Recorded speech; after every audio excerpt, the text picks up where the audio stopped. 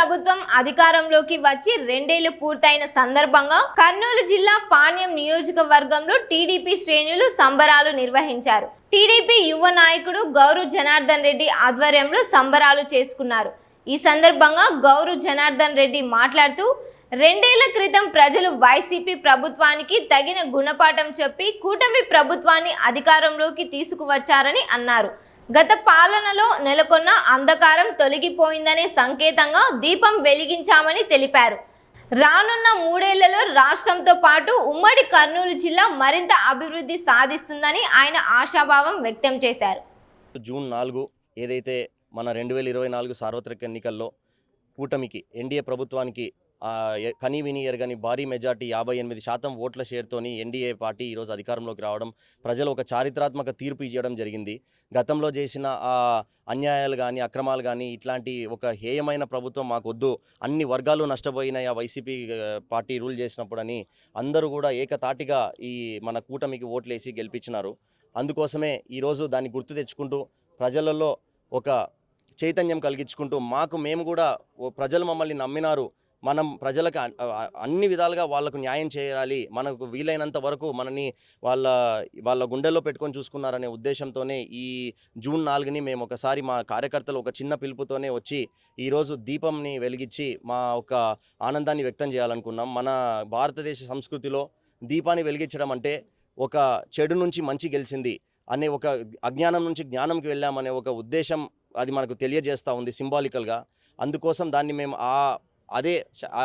అది మేము చూస్ చేసుకొని ఈరోజు మా నాయకులందరూ నా సమక్షంలో ఈ ప్రోగ్రామ్ని చేయడం జరిగింది. ఇది మాకు గుర్తు చేస్తూ ఉంది మమ్మల్ని ప్రజలు ఎంత నమ్మారు, ఇంకా ఎంత డెవలప్మెంట్ చేయాలా, ఎటువంటి ఈరోజు ఏదైతే డిఎస్సి మీద దగాలు జరిగినాయని ఇంకోటి బట్టగాల్చి మొహం మీద వేసే కార్యక్రమాలు ఏదైతే వైసీపీ చేస్తూ ఉందో వాటన్నిటిని మేము తిప్పికొడతా ఉన్నాము.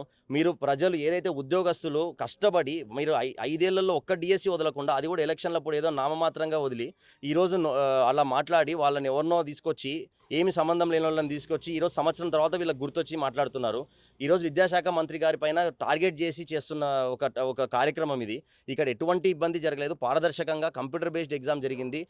ఎవరికైతే అవకతవకలు ఉన్నాయో టైం ఇచ్చి, ఒకవేళ మీకు ఏమన్నా రిజల్ట్స్ వచ్చిన తర్వాత 1 వీక్ టైం ఇచ్చి మరి మీకేమన్నా అభ్యర్థులు ఉన్నాయా అని చెప్పిన తర్వాత దాన్ని అన్నింటినీ పరిగణలోకి తీసుకున్న ఒక నెల రోజుల తర్వాత ఫైనల్ మెరిట్ లిస్ట్ తీసుకొని రావడం జరిగింది.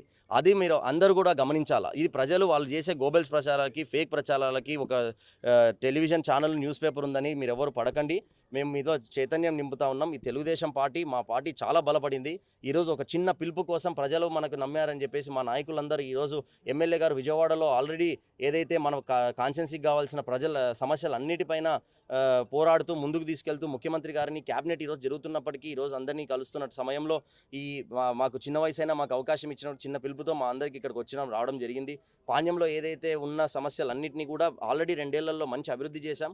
ఇంకా 3 ఏళ్లలో ఏదైతే మాకు ఇంపార్టెంట్ సమస్యలుగా ఉన్నటువంటి నీటి సమస్య 16 వార్డులకు ఏదైతే రోజు నీటిని అందజేయడం అనేది కానీ, ఇంకా లోకల్ వాళ్ళకు ఉద్యోగాలు ఇవ్వడం అనేది కానీ, గ్రామాల్లో సీసీ రోడ్లు అలాగే రైతులకి అన్ని విధాలుగా ఆదుకొని నీళ్లకు సకాలంలో ఇస్తామనే వాటన్నిటినీ మేము ముందుకు తీసుకెళ్తా ఉన్నాము.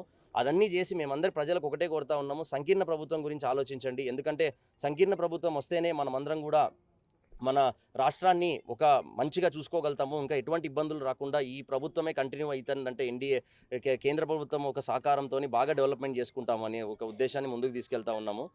దానికి మీరందరూ కలిసి రావాలి. ఈరోజు మీడియా మిత్రులు కూడా మీరు ఇంత లేట్ అయినా కూడా ఈ కార్యక్రమానికి వచ్చి మీరందరూ మా వాణి విన్నందుకు, ఈ కార్యక్రమాన్ని జయప్రదం చేసినందుకు చాలా సంతోషం. Thank you.